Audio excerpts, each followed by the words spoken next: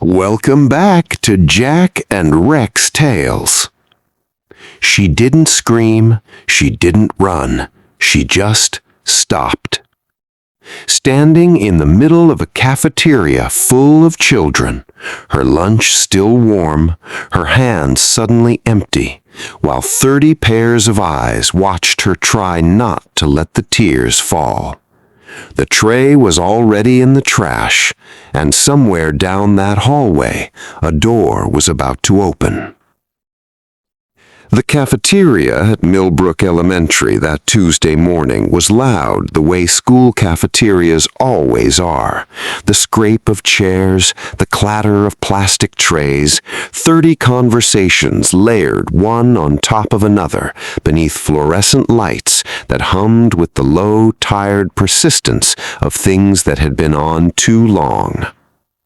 Elise Thompson sat near the window, 8 years old, small for her age, with dark eyes that held more than most adults let themselves carry. She had a soft blue sketchbook tucked under her arm, edges worn smooth from 100 mornings just like this one. She carried it the way other kids carried footballs or friendship bracelets, like setting it down might mean losing something she couldn't name. She set her tray carefully on the table. Chicken nuggets, corn, a small carton of milk, a brownie in the corner that she had already decided to save for last, the way her mother used to tell her. Always save the best thing, Elise. It gives you something to look forward to. She reached for her napkin. That was all. That was everything she did. Not there. The voice came from behind her, calm, flat, the particular kind of calm that is not peace, it is precision, the kind that has been practiced, sharpened, used before. Mrs. Hargrove stood with her arms folded, 19 years in that building, same tone, same classroom, the kind of woman who had learned long ago that authority doesn't need volume to wound deeply. This table, she said slowly, is for students who followed instructions. Elise had followed instructions. Every child at that table knew it. The room felt the shift before it understood it. Conversations thinned, chairs stopped scraping, eyes moved, slowly, then all at once, toward the window table, toward the small girl standing very still with her hands at her sides. What happened next took only seconds. But seconds sometimes hold a lifetime of damage inside them. The tray was lifted, carried to the door, dropped into the trash can with a sound, metal against plastic, food scattering that cut through what remained of the noise like a stone dropped into still water. And then Mrs. Hargrove turned, looked directly at Elise, and said the words, quietly, almost gently, like she was simply telling her the time.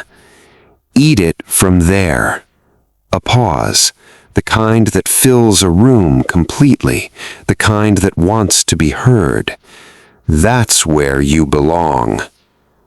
Silence. Then a single nervous giggle from somewhere near the back, then another. Elise did not move. Her hands stayed at her sides. Her chin trembled in that way a child's chin trembles when something enormous is pressing against a very small body from the inside. Her eyes filled, slowly, the way a glass fills when you pour too carefully, right to the very edge. But she did not blink, because she had learned somewhere in the last 2 years that blinking means the tears fall, and if the tears fall, everyone sees, and she had already given this room enough of herself. She had already given this world enough. Jack Thompson had been awake since 4:32 that morning. He always was. 20 years as a Navy SEAL had rewired something deep inside him, set his internal clock to a frequency that didn't know rest, only readiness. He was 45 now, broad shoulders, carrying the particular weight of a man who had held things he never spoke about and put down almost none of them. He lived in a small town in southern Georgia where the hardware store knew his name and the roads went quiet after 8, and nothing, he had told himself when he arrived 3 years ago, was supposed to go wrong here. He fixed fences for a living, drank his coffee black from a chipped blue mug with wobbly painted letters on the side, "Best Dad," that Elise had made him 2 Christmases ago. He never used another cup, not once. Rex was always on the kitchen floor when he came downstairs. 9 years old now, a German shepherd with graying fur around his muzzle and eyes that held the particular warmth of a creature who has witnessed suffering and chosen, in full knowledge of it, to stay close anyway. Rex had come to Jack through a veterans program, a dog who had also served, who also carried things he couldn't explain. They had recognized each other immediately, the way 2 people recognize each other across a crowded room without knowing why. Some mornings Jack wasn't sure which one of them had saved the other. He was fairly sure it had always been Rex. He had noticed Elise cooling away, not dramatically, not loudly, the way weather changes, slowly, then all at once. She stopped finishing her lunch, said, "I'm fine," a half-second too quickly, in the tone children use when they've rehearsed it. Sat at the window in the evenings with her sketchbook open, but her pencil still, staring at something beyond the glass that he couldn't see. The sketchbook worried him most, because Elise drew the way other people breathed, constantly, instinctively, like her hands needed to be making something where they didn't know what to do with themselves. She drew trees and birds and the curve of the road behind their house, and she drew her mother, over and over from memory, the particular softness around her mother's eyes, the way she used to tuck Elise's hair back with 2 fingers and say, "There you are," like finding her was the best thing that had happened all day. Her mother had been gone 2 years now. Cancer. Quick and quiet, the way some terrible things happen. Not with drama, but like a light dimming, and then one morning you reach for the switch and realize it isn't there anymore. Jack didn't talk about it much, but every night, without exception, he paused at Elise's door before turning off the hallway light, just for a moment, just to make sure she was still there, still breathing, still safe in the only way he knew how to keep her. The morning of October 8th, Elise stood at the front door with her backpack on, and Rex walked forward and placed himself gently in front of her. Not growling, not making a sound, just there, blocking, the way he sometimes stepped in front of Jack on the bad mornings, the ones when the weight of everything pressed down before the coffee was even finished. Jack watched from the kitchen doorway. "Hey," he said softly, "you okay, kiddo?" Elise looked at Rex, then at the floor, then she nodded. But she didn't look at him. Jack let it rest. He had learned, from the war, from grief, from 2 years of raising a daughter alone in a quiet house, that pushing sometimes closes the very door you were trying to open, that love sometimes looks exactly like patience. He kissed the top of her head. She walked to the bus. Rex watched her go, and then turned and looked at Jack with those calm, knowing eyes, and Jack felt something move in his chest, low and uneasy, like weather building behind the tree line that you can feel long before you can name it. In the school bathroom, door locked, the cold tile floor pressing through her jeans, Elise sat with her back against the wall and opened her sketchbook. She turned the pages without looking at them, past the trees, past the birds, past her mother's face, and there she paused, the way she always paused, and traced the lines with one finger, the curve of the smile, the softness around the eyes, the two-fingered gesture she was terrified of one day forgetting. There you are. She stared at the drawing for a long moment. Then she took out her phone. She dialed. Jack answered before the first ring finished. "Daddy." Just that. Just the one word. But the way it came out, fractured, barely held together at the seams, told him everything a father needs to know and prays he will never hear. "I'm here," he said, completely steady, always steady. "Where are you?" "Bathroom. At school." "Stay right there. Don't move. I'm already coming." He was already moving. He didn't run through the hallways. Jack Thompson had learned long ago that panic serves no one, that the most dangerous thing a man can do in a crisis is surrender himself to it. He walked fast, direct, each step deliberate, the kind of walk that parts crowds without asking them to move. He found the bathroom hallway and knelt outside the door. "Elise, it's me." A pause, then the soft, small click of the lock. She stepped out, and the moment she saw his face, something in her gave way entirely. Not dramatically, not loudly. She simply folded into him the way exhausted things fold when they finally find somewhere safe to land. He caught her, one arm around her small back, one hand cradling the back of her head, completely still, completely steady. She cried the way children cry when they have been holding something too long, silently, her whole body shaking, the sound of it almost nothing, which somehow made it worse, which somehow made it everything. He didn't tell her it was okay. He didn't tell her to stop. He held her until the shaking slowed. Then he pulled back gently and looked at her face, really looked, the way fathers look when they are afraid of memorizing something they are afraid of losing. He wiped her cheeks with his thumb. His jaw was tight. His eyes carried that particular calm that lives just above something enormous and refuses to let it surface. "Show me," he said quietly. Room 112.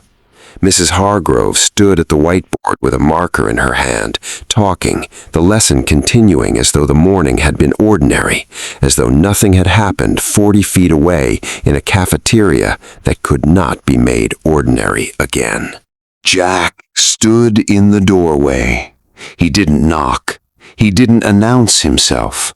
He simply stood there, still and large and completely quiet, until the room felt him the way rooms feel certain presences without being told to.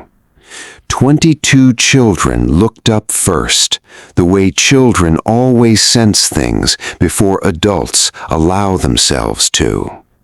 Then she turned. Their eyes met across the classroom. He didn't raise his voice, didn't move from the doorway, didn't need to. There was something in his stillness more powerful than any raised voice. The stillness of a man who has stood in real danger and knows with complete clarity the difference between what is genuinely dangerous and what is merely comfortable with cruelty. "I know what you did." 6 words. No anger, no theater, just the quiet, immovable weight of a man who has already decided what comes next. Then he turned and walked away. In the parking lot, he sat in the truck. Hands on the wheel, engine off, the pale Georgia sun flat and cold through the windshield. He sat without moving for a long time, the way men sit when they are containing something that doesn't have edges yet, something that hasn't finished taking its full shape. Rex leaned forward from the back seat and rested his chin on Jack's shoulder. Just that, just his weight, just his warmth against the side of Jack's face. Jack exhaled, long, slow, the kind of exhale that carries something out of the body that words could never reach. For one unguarded moment, just a single crack in the stillness, his hands trembled on the wheel. Then they were still. He reached up and placed his hand gently on Rex's head. "We're going to take care of her," he said quietly. To Rex, to himself, to the silence between them that had always understood him better than most people did. Rex made a low sound deep in his chest, like agreement, like "I know, I have always known, I have been waiting for you to say it out loud." He filed the report that same afternoon. By Thursday, he had found a lawyer, a quiet woman named Patricia, who had spent 30 years fighting battles that didn't make the evening news, in courtrooms that mattered precisely because they were small enough to be ignored. Jack sat across from her on a plain wooden table and told her everything. He listened more than he spoke. He wrote down dates, times, exact words, as close to exact as Elise could remember, in a plain notebook with a blue cover that looked, he realized, a little like her sketchbook. Other parents came forward. A cafeteria worker named Deborah, 11 years in that building, 11 years of watching things she had quietly told herself weren't her place to say, sat down with the school board on a Thursday morning and told the truth, completely, without flinching. She said she had seen things before, more than once. She said she had been afraid. And then she placed her hands flat on the table and said steadily, "I'm not afraid anymore." It wasn't loud. It wasn't dramatic. There were no cameras, no crowds, no moment of cinematic reckoning. There was paperwork. There were long meetings. There were difficult evenings when Jack sat at the kitchen table after Elise was asleep and stared at the ceiling and felt the particular exhaustion of fighting something that should never have required fighting at all. But it didn't stop, because Jack Thompson did not know how to stop. It was perhaps the most useful thing 20 years of service had ever given him. 3 weeks later, Elise stood outside the cafeteria doors. She didn't move, just stood there with her backpack on, looking at those doors the way you look at something you have been dreading, calculating the distance between where you are and where you need to be, wondering if your legs will carry you across it. Rex sat beside her. The school had made an exception that morning, allowed Jack to bring him to the entrance, understanding, without needing to be told, that some children need something that words and adults and good intentions simply cannot provide. Jack knelt beside her. "You don't have to rush, not even a little." Elise looked at Rex. Rex looked back at her with those calm, gray-muzzled eyes, the eyes of a creature that has seen hard things and chosen every single morning to show up anyway. She placed her hand on his head, felt him breathe, felt something in her own chest slow and settle. Then she straightened, and she walked through the doors. Same fluorescent lights, same tables, same smell of reheated food hanging in the warm air. The room felt enormous and completely ordinary all at once. She picked up a tray. Her hands were steady. She chose a table near the window. Her table, she decided quietly. Not anyone else's. Hers. And a girl across from her, a girl named Maya who had watched everything 3 weeks ago and said nothing and had not forgiven herself for the silence, quietly slid her chair closer. No words, just presence. Just the simple, quietly powerful act of one human being choosing to move toward another. That night, Elise opened her sketchbook at the kitchen table. She turned the pages slowly, past the trees, past the birds, past her mother's face, and she paused there the way she always did and traced the lines one more time with one finger. The curve of the smile, the softness around the eyes, the two-fingered gesture. There you are. Then she turned to the page she had drawn the morning after the cafeteria. A trash can, a small girl beside it, alone. The lines shaky the way lines are when your hands aren't quite steady. She looked at it for a long time. Then she turned the page and drew something new. A girl standing, feet planted firmly on solid ground, chin lifted, and beside her, not behind her, not in front of her, but directly beside her, shoulder to shoulder the way it had always been, a dog with a gray muzzle and steady, knowing eyes. She held the sketchbook up and looked at it. Then she closed it carefully, tucked it under her arm, and went to find her father. Jack was at the kitchen sink, washing the chipped blue mug. She walked up beside him and leaned against his arm without a word. He looked down at her. She looked up at him. Rex walked over and pressed himself gently against both of them, warm and solid and completely certain the way he always was. Nothing needed to be said. Jack dried his hands, put his arm around her, and they stood there together in the quiet kitchen light, while Rex settled at their feet, breathing slow and even, keeping watch the way he always had, the way he always would. Jack reached over and turned off the light. And for the first time in weeks, when Elise closed her eyes that night, she slept. Some battles are never announced. They don't come with uniforms or orders or the distant sound of thunder on the horizon. They happen in fluorescent-lit rooms, in school hallways, on bathroom floors where little girls sit alone and try, with everything they have, not to let the tears fall. Jack Thompson served his country for 20 years, but the bravest thing he ever did was show up for one small girl who needed someone to refuse to look away. Because real courage isn't always loud.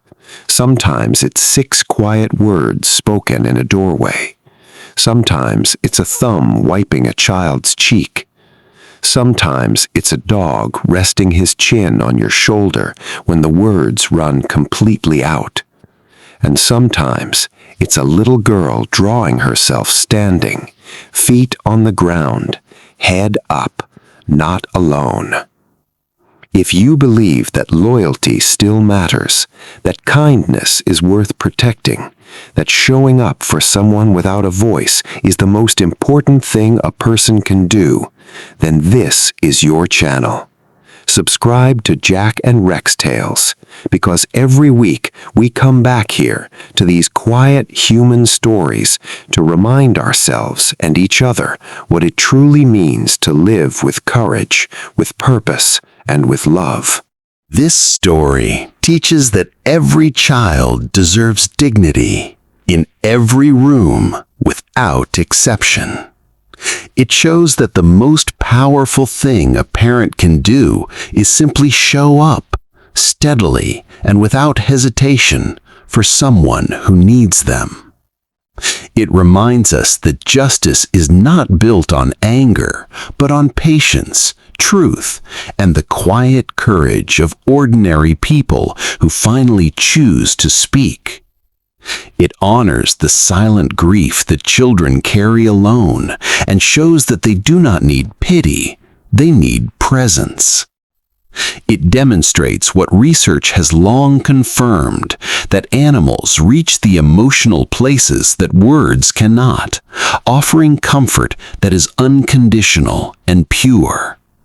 And above all, it redefines strength, not as loudness or force, but as the willingness to hold someone gently while fighting for them completely.